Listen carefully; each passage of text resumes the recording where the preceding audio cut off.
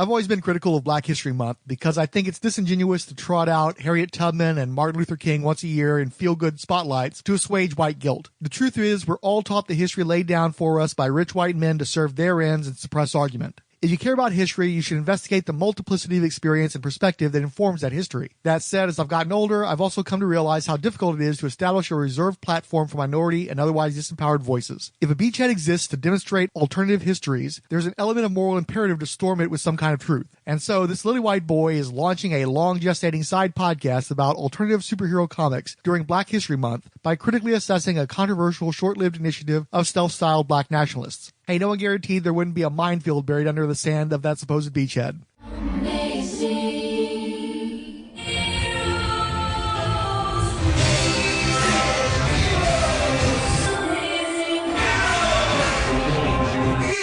Before we get started, though, you may be groaning to yourself, why would Rolled Spine start another freaking podcast? Technically, this is actually a parallel project for our pre-existing, if highly sporadic, Amazing Heroes interviews of comic book creators I do at conventions. Amazing Heroes was my favorite magazine covering superheroes before it bit the dust Wizard kicked up as it launched the speculator boom that ultimately demolished the industry. I cribbed the logo of Amazing Heroes' short-lived, small-focus revival, but as a magazine it offered more than just interviews. They did stuff like up-to-date hero histories before there were comprehensive reference books or Wikipedia articles for comic book material, and they routinely shone a light on smaller press creations instead of just trading heavy coverage for ad buys like most of their successors. Rolled Spine has an occasional show called The Underguys that was intended to cover, among other things, non-mainstream superheroes. But the truth is, we get so few episodes of that show out that when we do, I don't want to waste them on more steroid freaks and capes. I'd rather cover truly independent comics touching on themes that are less commercial and more emotionally or artistically ambitious. At the very least, stuff somewhat outside of the amorphous quasi-genre of superheroes. Also, I like doing extra nerdy solo deep dives into the Biff Powell crowd, and I'd prefer to do it without giving free promotional resources to the increasingly few faceless corporations that own everything. You can only produce so many unpaid hours of media devoted to Disney or AT&T owned IP before a shower isn't enough to make you feel entirely clean. At some point, I had to acknowledge that I'm part of the problem of ensuring our shared modern popular culture remains trademarked and copyrighted by immoral billionaires. Finally, between you and me, there are just so many plain vanilla DC Marvel fanboy podcasts out these days that I couldn't maintain consciousness while editing my own anymore. Do you remember reading comic books when you were a kid? Well, today there is a whole new generation discovering those superheroes drawn in ink, and what they're discovering is comic books filled with characters of a different color. Comics have always been a dominant force in my life, so technically I'm about to enter my 6th decade as a fan, going back to the 1970s. I've got a pretty good bead on the history of mainstream, mass-distributed North American comics. As both a hardcore fan and former retailer, I've had plenty of experience with smaller press comics as well. As enormous a resource as sites like Grand Comics Database, Comic Book DB, Comic Vine, and Mike's Amazing World of Comics are, I still routinely find gaps in what they've cataloged and what I'm aware actually exists through first-hand experience. That said, the past few weeks have been an education, because there's a whole subcategory of Afrocentric comic books produced almost exclusively for black booksellers, cultural fairs, and regional initiatives that I remain woefully ignorant of. It doesn't trouble me when it comes to artsy, indie, navel-gazing, semi-biographical stuff, because there will never be a complete accounting of all the micro-press, mimeographed, fanzine mini-comics with print runs in the dozen. What bothers me is there's whole universes of African-American superheroes that I have never, and likely will never, have a handle on. I like to think I'm hipper than the average cracker by picking up odd issues of Brother Man, Dictator of Discipline, or Chocolate Thunder, but I'm suddenly asking myself questions like, wait, who's the black savior? He's called Original Man, and he's definitely original. He's a black comic book superhero. Teamed up with Mighty Ace, Darkforce, and Lone Wolf, they're out to rid the world of gangs, drugs, even AIDS. We wanted to do something that showed our culture and then showed a certain amount of awareness, get some knowledge, and cover subjects that the mainstream comic books don't want to touch. Anything that shows a truer sense of reality, people want it. For Alonzo Washington and Tony Jappa, reality means creating characters that represent life as they know it as black men. They've developed a series of comic books aimed at black teenagers, raising their social consciousness and dealing with black-on-black violence. The average young African-American male has had a police officer step on his neck for no reason, throw him against a car. We want to address that. What comic characters did you grow up with? Superman, Batman, the Incredible Hulk, but the problem with that is seeing all those super characters kind of made me lose my own identity.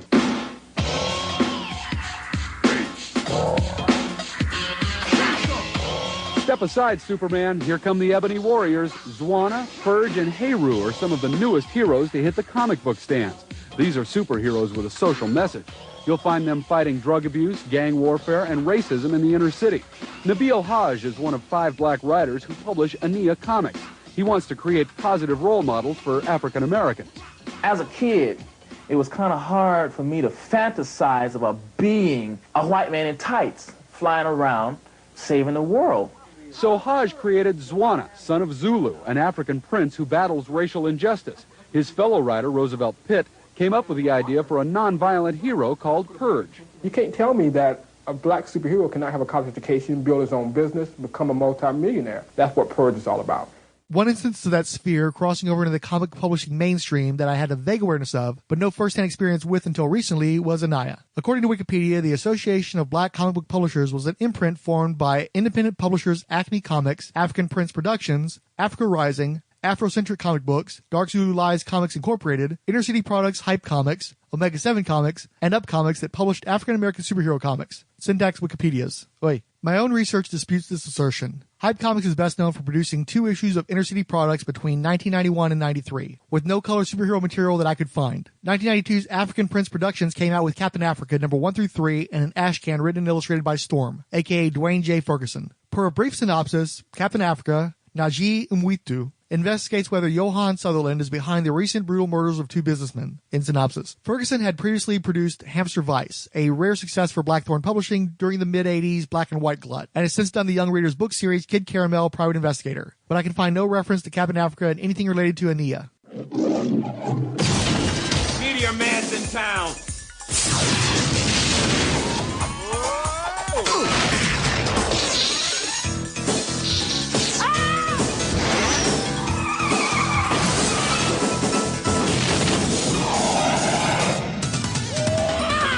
He's come to save the world, one neighborhood at a time. Meteor Man. Sorry, Mike.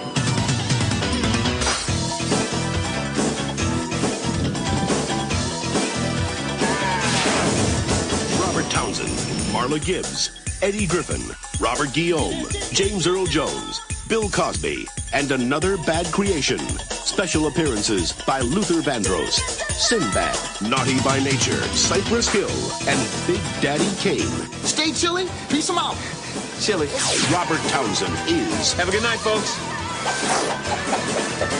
Meteor Man, directed by Robert Townsend.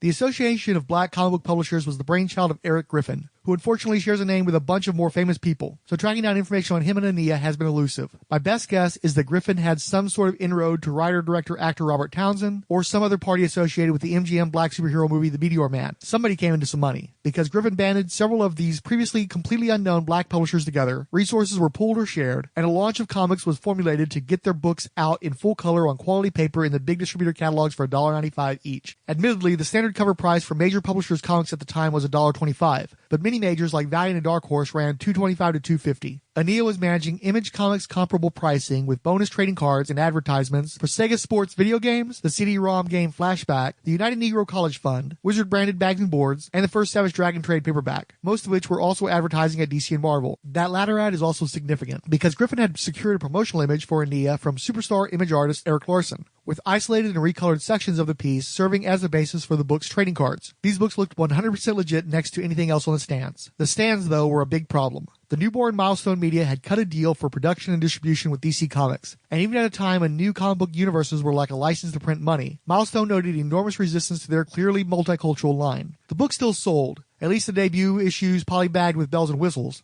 but the struggle was real from issue number 2 on to overcome fans and retailers who at best lacked confidence in a black-run publishing initiative. Titles like Spawn, Shadowhawk, and Tribe may have moved 7-figure units, but they did so in part by tricking people into buying books with discreetly positioned black leads. Hell, Shadowhawk waited until its second miniseries to clue people in. Given that Milestone had Time Warner and a media blitz on its side, is it any wonder ANIA stumbled right out of the gate? Milestone had veteran talent and a steady revenue stream behind it, while ANIA were rookie nobodies with survive or die stakes for their one shot at the brass ring. They came out swinging at Milestone, not just as their chief competitor for an African-American reading audience, with a much more white audience-friendly approach, but also because their dissent got them lines in seemingly every article written about Milestone. ANIA's critical voice gave them no-cost piggyback promotion, but it also created a dorky version of beef that pushed fans to choose a side. What happens when at least a portion of the people speaking for ANIA position the company as by blacks for blacks, a thin minority of readers to begin with, and then further slices that niche with a them versus us stance on the more inclusive and well-heeled milestone? From Los Angeles, I'm Amy Powell for E! News Daily. Black readers make up a substantial portion of the $700 million a year comic industry, so it's no surprise competition for their attention is heating up. I'm Alonzo Washington, the creator of Omega 7. We are located in Kansas City, Kansas. We have 7 employees, and we have been in business for 24 years. Our target audience is young people, ethnic populations, sci-fi nerds, superhero fans, and people who would not buy traditional comic books. I'm super qualified to run a business. I've been a businessman since I was 7 years old. I would make comic books and sell them to my classmates in school for 25 cents a piece. My business makes a huge impact as it relates to fighting crime, finding missing kids, and preventing violence in the community. Omega 7 sets out to protect children, solve more crimes, and to reduce violence every year. Can y'all think of any fictional black hero? Washington and his crusaders are fast becoming a conquering tool even in the classroom. They're being used to teach reading and self-esteem. Experts say these positive black images are long overdue. They're seriously looking for someone to identify with. The creation of positive images strikes at the heart of the matter. Alonzo and Tony are becoming superheroes themselves. They've sold thousands of books at home in Kansas City. They're charging into other markets now. Darkforce hits bookstores soon. He's fighting AIDS and packs a free condom. Through a comic book medium, it is a way to expand their mind and make them feel good about themselves. And hopefully what they learn from the comic book, they can incorporate in their lifestyle. Lifestyles these superheroes are crusading to change. Vicki Mabry, CBS News, Kansas City. Another of the major obstacles for ANIA was infighting, as readily evidenced by one of their initial collaborators, Omega 7 Incorporated. Publisher and soul writer Alonzo Washington was born in 1967 and, beginning in high school, operated as a community activist, often trying to bridge strife amongst local gangs in Kansas City. From an early age, Washington loved superheroes, but was dismayed not only by the lack of black representation, but by his belief that mainstream African-American superheroes looked and acted like white dudes who were just colored darker skinned. While still in elementary school, he began creating his own characters and selling DIY comics for a quarter. I was always making my comic books and my own action figures. Washington eventually pursued established comic book publishers, but not finding them receptive to his ideas, he worked towards self-publishing. I used No Way as Way and went to a library and read a book on publishing. I found out that publishing meant having the money to produce and print your own materials. I always wanted to be a superhero and comic book creator. My teachers told me I couldn't do both. As I approached various comic book companies, they told me no one wanted to see a black superhero. I used my media contacts that I gained as an activist to hype my comic book. I took pre-orders for the comic book and used the money that I gained to publish my first comic book. Raising $5,000 in startup capital from speaking engagements and pre-sales, Washington published the first 3,000-copy run of the black and white Original Man #1. He sold out at a cultural expo and attracted the attention of a Newsweek magazine correspondent. A subsequent article generated more sales and more media attention, including a segment on the CBS Evening News with Connie Chung featuring Original Man creators Washington and Jappa, which I caught and recorded on VHS back in the day. Superheroes always save the day, usually by fighting unlikely supervillains that look like penguins or who make magical maniacal machines that threaten doom. But as Vicki Mabry reports, there's a whole new look to superheroes, and the crimes they fight are much more realistic. As of 1998, Omega 7 Incorporated was reported to have produced 40 issues of 4 different titles, with sales of over 600,000 copies, among them Original Man, Woman, and Boy, The Mighty Ace, Lady Ace, Dark Force, Dark Queen, Lone Wolf Assassin, and an Omega 7 team book. I also produced action figures based off of my comic book characters and sold them in department stores, comic book shops, and Toys R Us and Walmart, and cultural stores all across the country. In 1998, another hero, the Omega Man, managed to generate a line of action figures. He had a Prince Akeem rat tail rooted to the back of his head, and I want one of my own now. The toy, not the hairstyle. You can pick up an Omega Man on eBay for about $10, yet I've never seen one in a comic shop, so that's probably the only place you'll find one. There are multiple repaints of the base figure, including a cape variant, plus sculpt variants to produce action figures for Mighty Ace and Dark Wolf, both of which appear to be very scarce. Omega 7 characters also appear on t-shirts, watches, baseball caps, and posters. For 25 years, Omega 7 has published African-American comic books designed to promote socially conscious messages to youth. We have an edge in obtaining media attention. Another edge is using our comic book to promote safety and fight crime in the community. According to the 2001 book Against All Odds, 10 entrepreneurs who followed their hearts and found success by Wendy Beach, Washington had earned nearly $1 million in revenue in less than a decade of Omega 7's existence. The operation was mostly run by Washington, his mother, and wife Dana, who used to dress up as Original Woman for shows. Let's do something different. Remix! I'm a businessman with an edge because publishing comic books and fighting crime is my pledge. When it comes to black comics, it's like zero. That's why I decided to create a black superhero. To impress you with a rap and dance is my plan so I can get 50 grand in my hand. Being positive is our pledge. That's why Omega 7 has the edge. Rah! With all credit to Washington's media savvy, longevity, and hustle, the books themselves had some serious problems. Despite the numbers quoted to the Washington Post, Omega 7 was such a micropress that less than a dozen individual comics are cataloged by sites like GCD, and fewer still can be purchased by national backstock outfits like Mile High Comics and MyComicShop.com. I personally have 3 of their comics: the full-color Original Man number 0, the Saga of Original Man number 1, and the Mighty Ace number 1. All of them are comparable to mid-'80s black and white bust books, especially Original Man, which appears to my eye to have been drawn entirely with a ballpoint pen. Worse is the coloring, which looks mostly like reproduction of felt-tip markers, but sometimes map colors and even crayons. The writing is similar to lower-tier Bronze Age material from outfits like Atlas and Charlton, including the Cliff Notes narrative, excessive violence, and a general cheapjack exploitation vibe. The lettering is severely amateurish, with no one proofreading for spelling, grammar, and other constant scripting and typographical errors. With negatives out of the way, the premise is a solid, what if Wakanda eventually conquered the Earth for its own good, and we pick up with Black Panther $29.99 in a utopian Legion of Superheroes far future.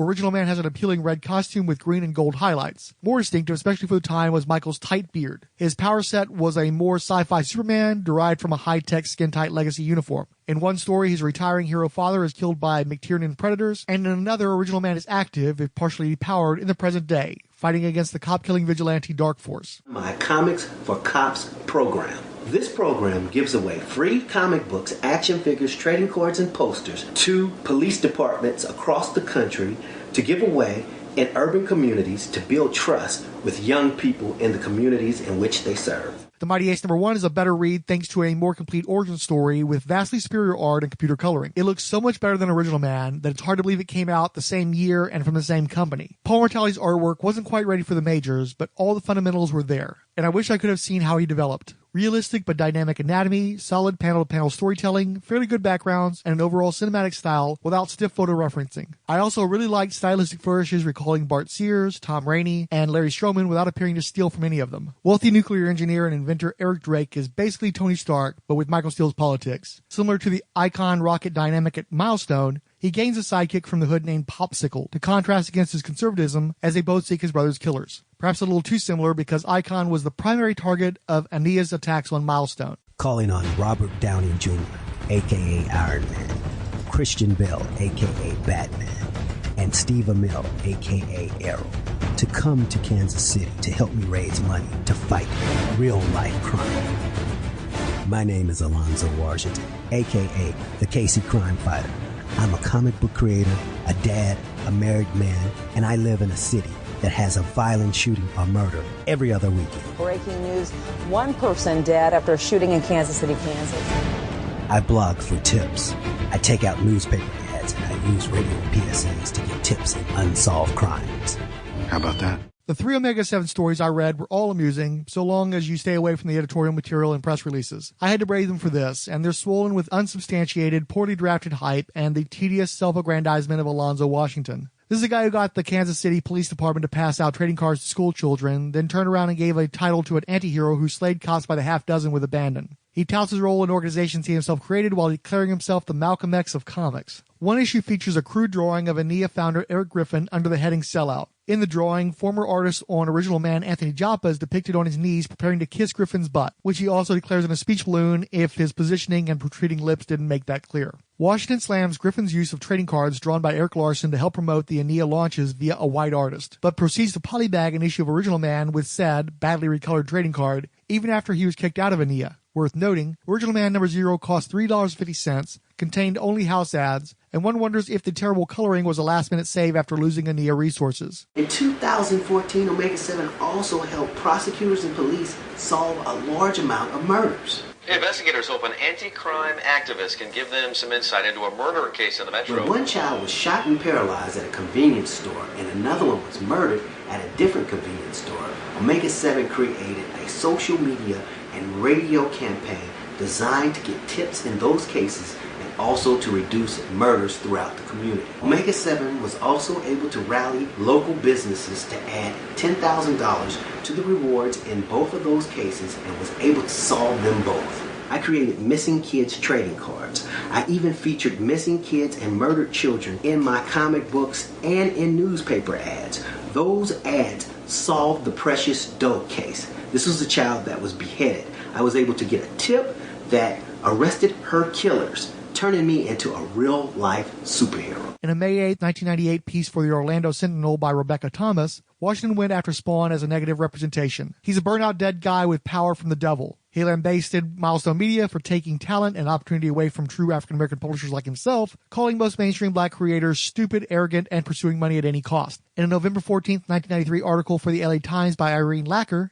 Washington said, "I don't think there's a message in Milestone Comics at all. It's really a chocolate-dipped Superman. Any image of an African-American beyond a person going to jail or playing basketball is positive. But with Independence, we're trying to do more than produce a black superhero. We're trying to correct stereotypes passed down on African-Americans for years and years. It becomes more than a money thing." We think Caucasians are greater than we are because we don't get a proper balance. That has an effect on a young person's mind. Apparently, Washington had issues with Griffin pursuing an ANIA trading card deal with white-owned Comic Images, and felt Griffin had gone soft on a proposed boycott of Milestone due to that relationship. Meanwhile, Original Man artist Anthony Jappa was also accused of trying to pursue a trading card deal without Washington's consent and got fired, which may be where Mega Man came from, for all I know. Despite the different name and costume, the packaging for the Omega Man toy featured art of Original Man, and a lot of elements were shared by both characters, like a rat tail, kind of a tell. In a different LA Times story from April 10th, 1998 by Dana Fields promoting the action figures, it states, "A lot of these black superheroes that are sidekicks are ex-cons, ex-athletes, something stereotypical. Omega Man comes from the future. He's intelligent. He carves out his own destiny. He travels through time, so that means he knows a lot about history. Omega Man does have a recurring enemy, the evil Cull. They are shape-shifting characters drowsily bent on preventing creation of the peaceful, racism-free future paradise in which our hero dwells. In one issue, the Culls seek to create racial havoc by attempting to kill O.J. Simpson. Revealing Judge Lance Ito as a shape-shifting Cull, Omega Man dispenses with the alien and sets history back on course. In another, Omega Man is zooming into the middle of the Million Man March, just in time to stop white supremacists from assassinating Minister Louis Farrakhan. And through it all, he makes points about tough social issues. AIDS, black-on-black crime, disrespect of women. To me, that sounds like Washington tried to fire the co-creator of Original Man and ended up duplicating him as Omega Man. But I haven't read any of those. What I can say is Washington very publicly spills all the tea, casting everyone in the very worst light, and it reflects badly back at him. 4 independent black publishers have formed ANIA. Their comic book themes range from socially conscious superheroes to ancient African adventures. They say other comics feature white characters painted black, but their books come from an Afrocentric perspective. So I'm here to set the record straight from what I have seen, and I'm going to put it in my comic book from the heart, and that's what makes ANIA books as a whole unique. We're trying to give the black youth self-esteem. Give them something that they can look to and say, yes, I can do that too. Imagine being a blonde-haired, blue-eyed white guy in tights running around saving the world. So faster than a Zulu warrior, artist Nabile Hage and Eric Griffin created their own African-American comic books as part of the burgeoning black publishing group ANIA. That's the Swahili word for protect and defend. Typically, black heroes have not been put in a positive light. They're typically ex-cons or ex-crooks or sidekicks or that. ANIA is here to put black heroes in the forefront by promoting positive black heroes. ANIA's socially conscious and cutting-edge comics are finding an audience. Hage and Griffin say the company has become the 16th largest publisher of comic books in the world. We have kicked down the doors to show, look, we are African-American publishers and we got the talent. When we have an opportunity, we will excel and beat anything out there on the market. Eric Griffin himself was no innocent, slamming Milestone Media in a November 1994 cover story for Black Enterprise as not black enough. And according to Black Superheroes, Milestone Comics and their fans by Jeffrey A. Brown accused them of Uncle Tomism to any media outlet running a story on Milestone. Africa Rising published the series Ebony Warrior, whose debut issue featured an editorial by owner Eric Griffin. You don't take much. You don't take much to be Afrocentric and proud of it. It is a statement that is the guiding philosophy that provides the foundation for the ANIA line of books. It is not meant to alienate or to drive away white readers. Pro-black does not mean anti-white. So what does Afrocentric mean? It is a perspective, a view of the world from the eyes of African Americans. ANIA books have this one key ingredient that separates our books from other publishers. It is the same ingredient African Americans have added to every artistic medium they have entered. The challenge for ANIA is to give the reader this experience within the story, art, characters, and creators. With independent black publishers guiding the creation of our books, ANIA comics are guaranteed to have this experience. This also means we do not discriminate against white writers and artists. It is a matter of ownership, not control. Without ownership, you have no control. We have had many promotional wins, netting coverage from newspapers across the country. You've probably already seen stories on CNN, in USA Today, New York Newsday, CBS News, and more. We hope to bring new customers to comic book stores across the country that may never thought of buying comic books. Why is the media interested in ANIA? Never before have independent African American publishers united to produce positive black heroes on a national scale. Positive heroes doesn't mean simply characters that are perfect and goody two-shoes. It means showing African Americans in many roles. Stereotypes are not the norm in ANIA books. Because we are comic book publishers, we are also dedicated to producing high-quality, collectible comics. This is why ANIA books use state-of-the-art color separations with plenty of airbrushing and the best quality paper. We are not here to shaft the retailer or the collector. We know higher quality books last longer and retain their value longer. At ANIA, we spare no expense. Zwanna, son of Zulu, Heru, son of Ausar, Purge, and Ebony Warrior are our titles. Check us out. And remember, just because it's black doesn't mean it's ANIA. The ANIA Gang, Eric Griffin, President.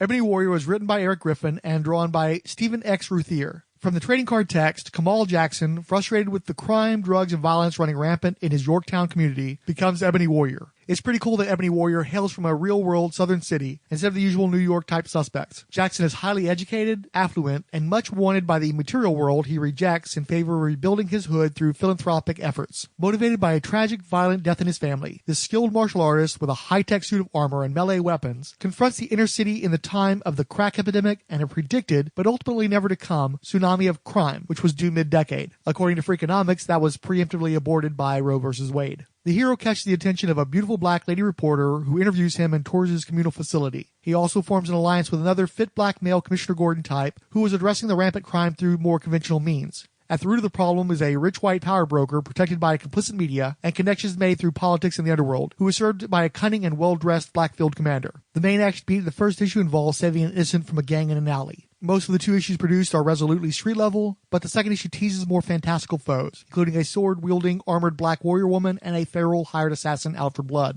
Ebony Warrior, who I'm beginning to regret never picked up a short nickname, primarily relies on the enhanced senses in his super helmet, which gets a sweet L.A.R. Brown-style schematic, as well as hand-to-hand combat and found weapons. His green and red costume is extremely distinctive, especially for an urban vigilante, and he looks so freaking cool I wish I had an action figure to go with a Mega Man. It's especially wicked on the flashy covers by Ruthier and Machindo Ai. And while the interiors do not hold up to their promise, it's still decent work worthy of the big two at the time. I'd take it over a lot of what guys like Valiant were offering for sure. There isn't much of note going on with the plot that you haven't read in 100 other comics, but I still wanted to read the fight promised in the unreleased number 3. Well, unreleased to my knowledge. I found a cover for a seeming relaunch called Eric Griffin's Ebony Warrior, but no further information tied to the single copy for sale on Amazon for $10. Who will tell the stories of our heritage? Today on Positively Black, we have the storytellers and a person who distributes books written by black authors. Good morning, I'm Julian Phillips. Our topic today is Inside Story, a black perspective. Joining us in our first segment, Nabile Hage, author and president of Dark Zulu Lies, a cartoon series targeted to African-American teens. Tell us about these. I'm part of a national network of publishers across the nation known as ANIA. We're the National Association of Independent Black Comic Book Publishers. We banded together to create strong black superheroes for our youth, to put them in the forefront. Typically, when I was growing up in the 70s, I would read a comic book and I would see I am always going to be relegated to the role of a sidekick in this society because I don't have role models. Well, ANIA, we have come out here to reverse that image, that stereotype. We have created strong male black superheroes and put them in their own comic book in the forefront so that a black kid can pick it up and say, hey, this guy is cool. And not only he's cool, he's smart. Every single one of our characters, to include Zwanna, son of Zulu, Heru, son of Ausar, Purge, and Ebony Warrior, these are all 4 separate heroes. They're all college educated. They did not learn the errors of their ways from the streets as the mainstream comics would have you believe all the time. They come out to help the community. They clean up the neighborhood. They beat up the crackheads, the skinheads. They try to promote positive Afrocentric values.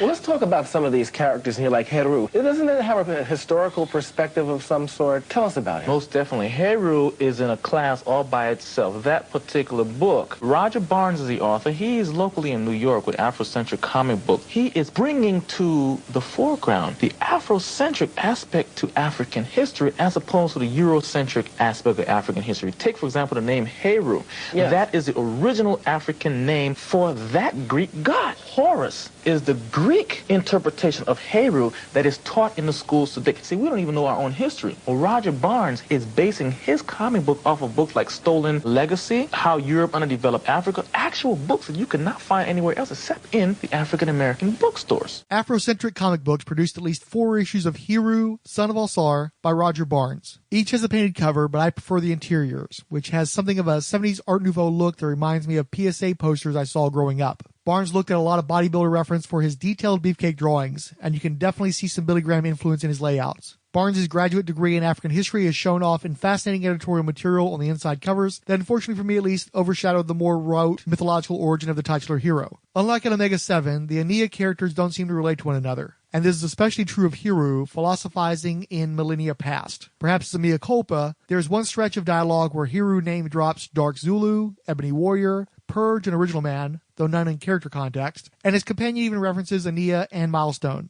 Roger Barnes produced a one-shot called Trans-Nubians #1 in 1996, and some sort of Heru continuation called Extraordinary Grands in 2002, the latter appearing to have been computer-rendered. There's also a digital author named Roger Barnes, but I don't know if they're related. They work with a team of artists who bring their ideas to life on the page. For John Ruiz, it took a bit of time to draw the character Zwanna just right. Nabile said make him move like a black man in the comic book and not be so stiff. And I guess he thinks white people are stiff.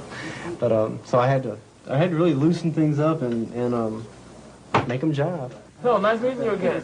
So far, they've sold over 1 million issues since their books went on sale across the country last February. These black superheroes face tough competition in the $700 million a year comic book industry, but they are winning over their own fans.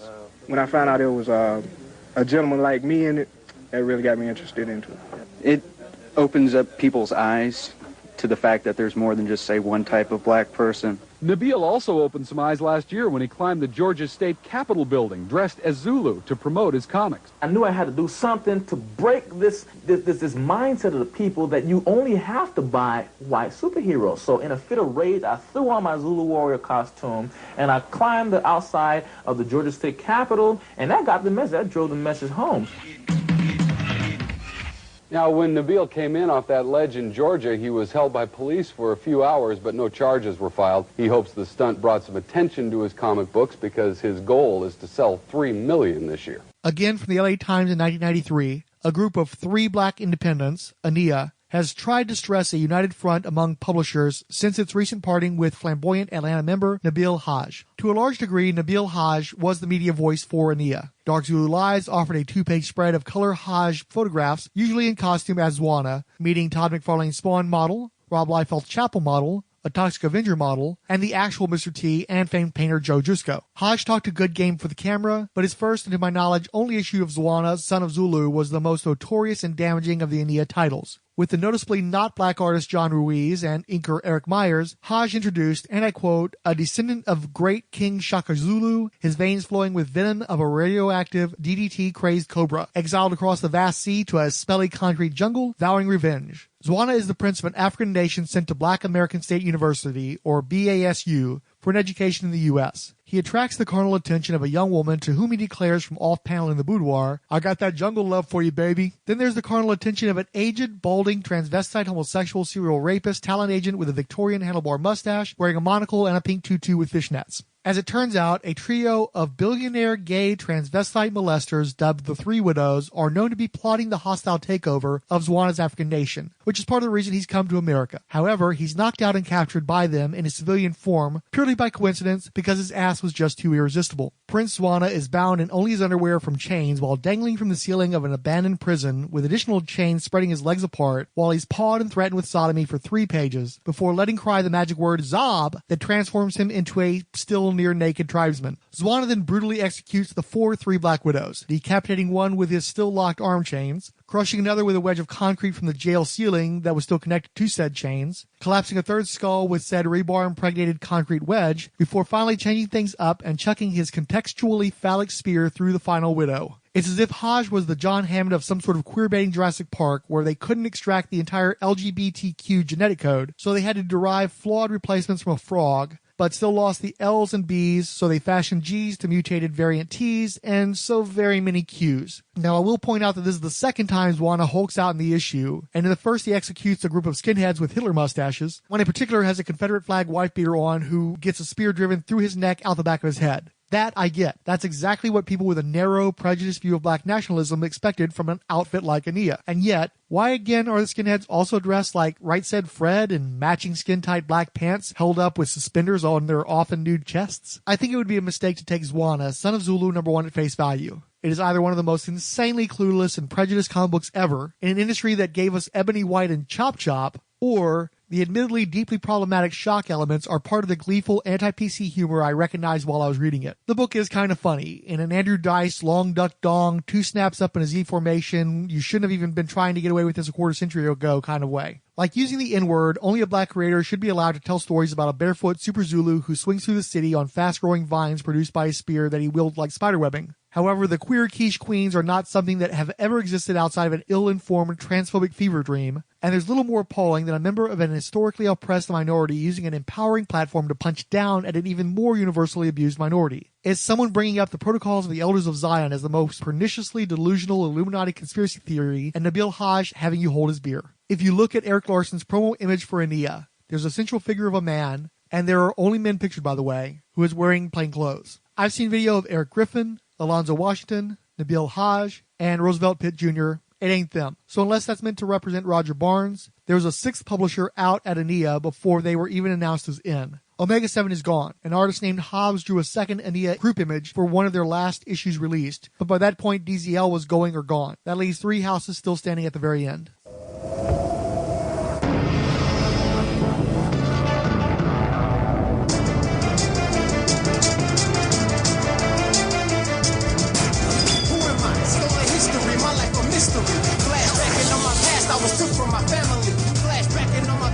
Shook from the chemistry, I don't have the knowledge itself, they stole my identity, but I know I'm powerful, feel it in every follicle, I can express diabolicals with these technicals, I know who I am on the verge of the purifier, I know I am, I know I am, I know I am.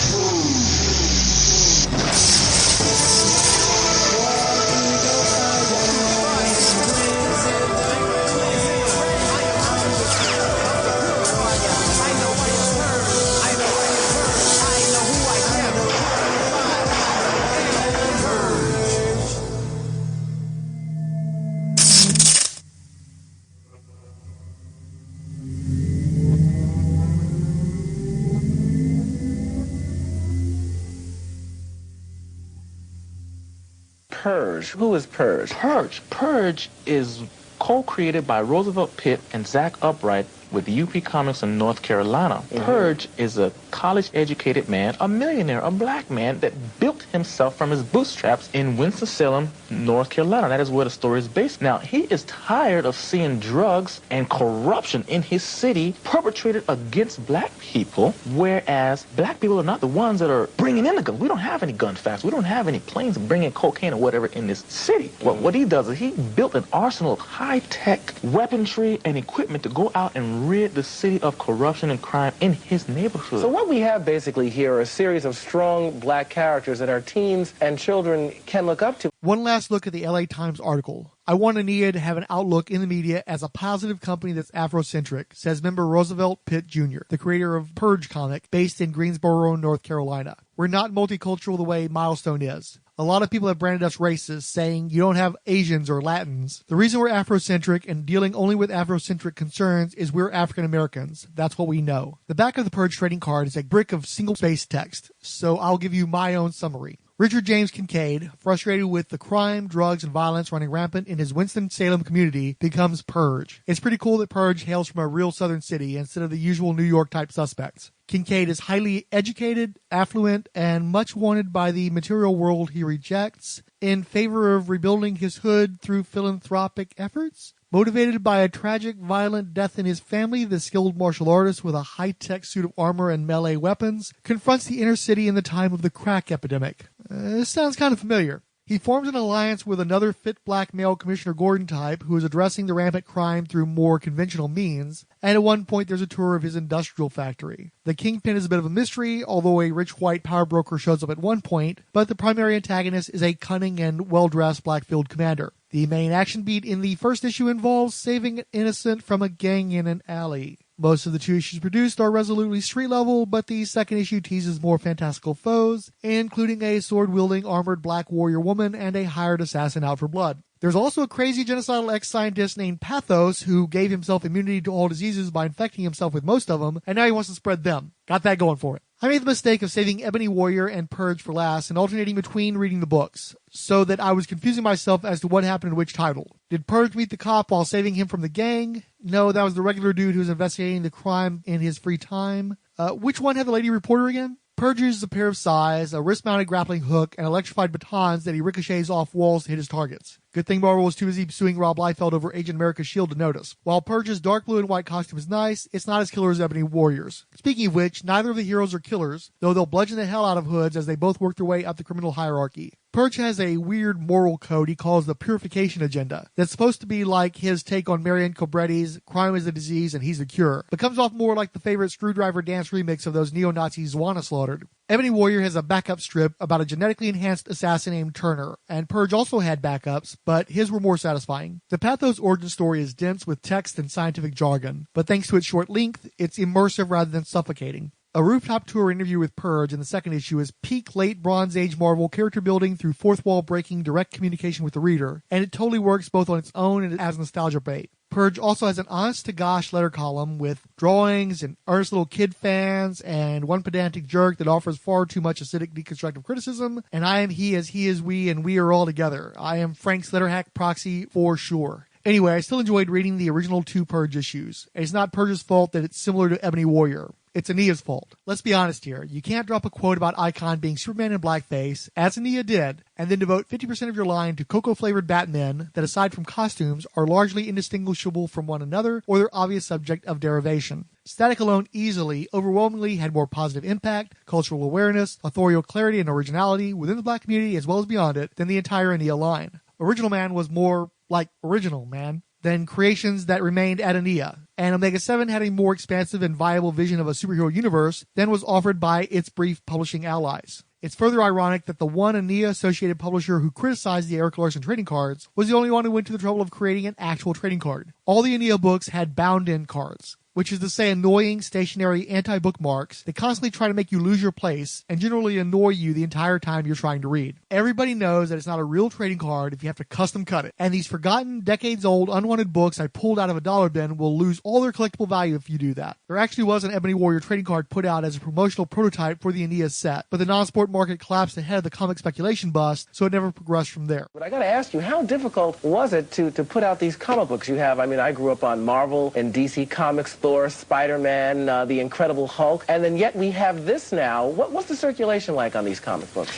We have sold to date, and this is since last month, 130,000 of the first 2 titles. Mm-hmm. The figures for the next of Zwanna, Son of Zulu, and Ebony Warrior, the figures for Purge and Heru have not come in yet. Now, the significance of this, within 1 month in April, ANIA became the 16th largest publisher of comic books in the world.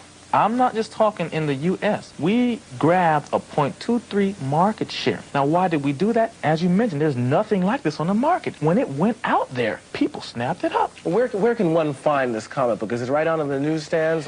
You can find it in any comic specialty shops at this moment where they sell only comic books. right now. We're going into newsstand distribution in about August. So you can look in the Yellow Pages or in any place where they sell only comic books, and you can find them. And there's also an African-American distributor in New York, D&J, that carries our books as well. You can find them if you can't find them anywhere. Now, last I checked, the books were sold out across the country.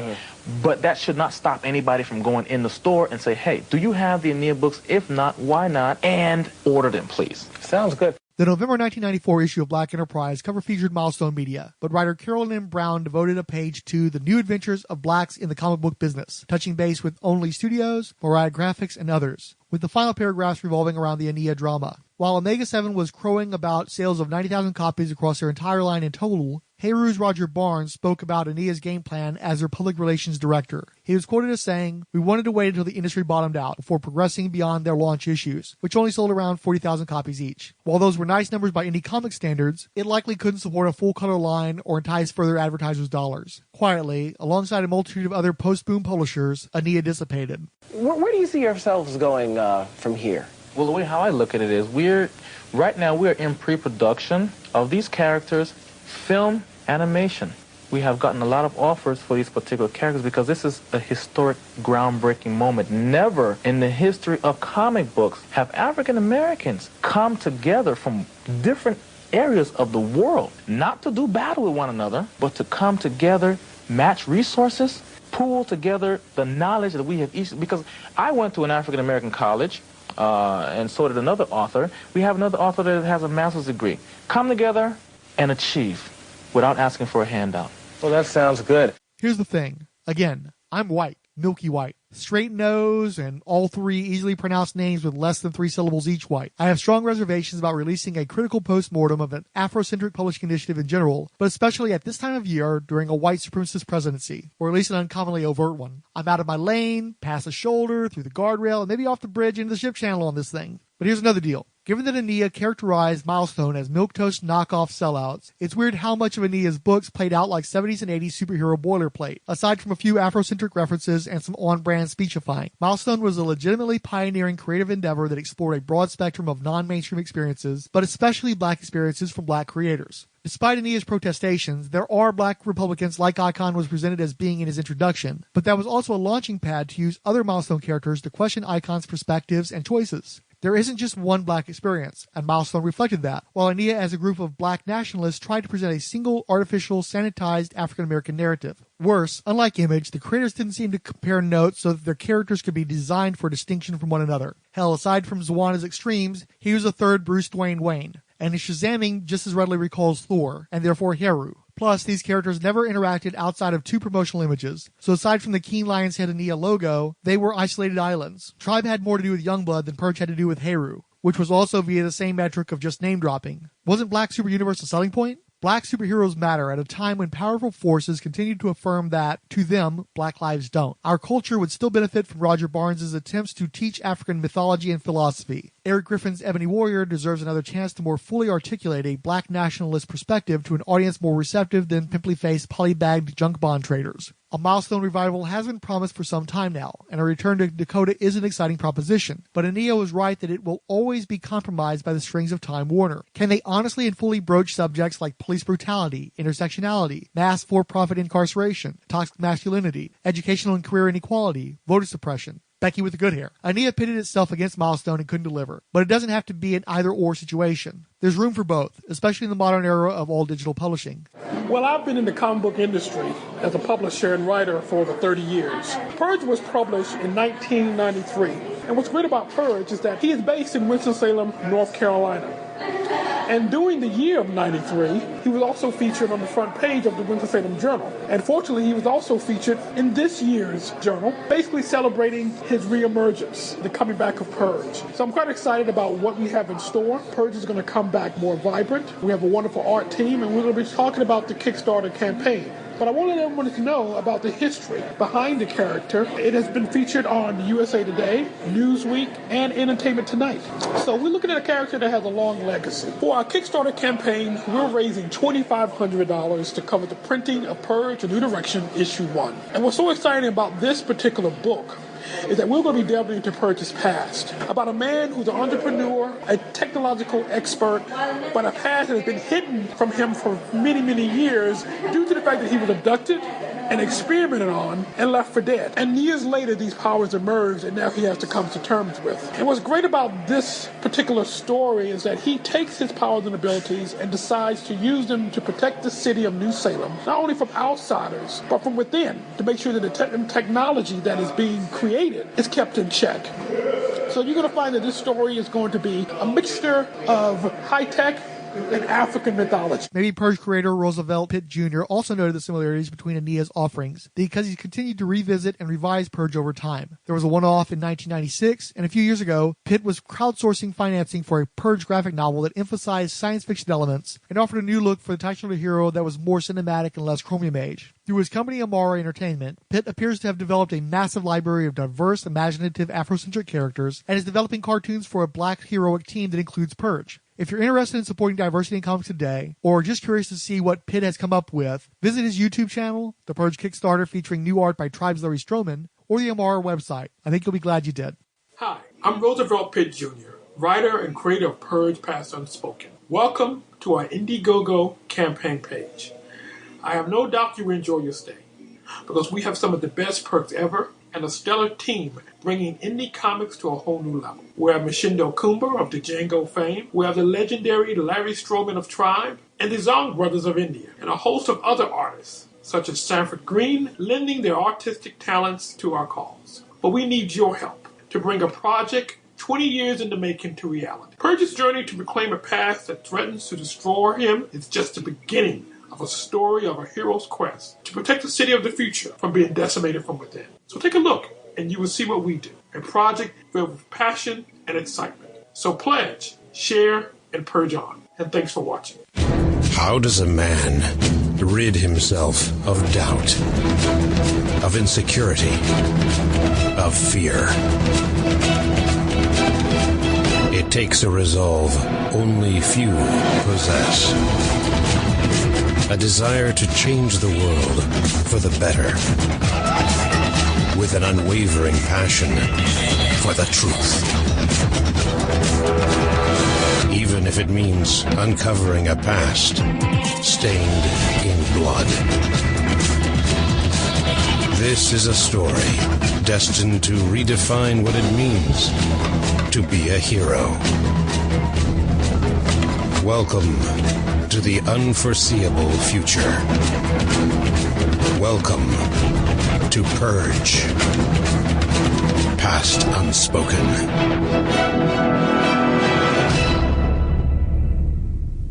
The preceding podcast is a not-for-profit informational work. Any copyrighted materials contained are believed covered under fair use. No copyright infringement is intended. This has been a Rolled Spine podcast.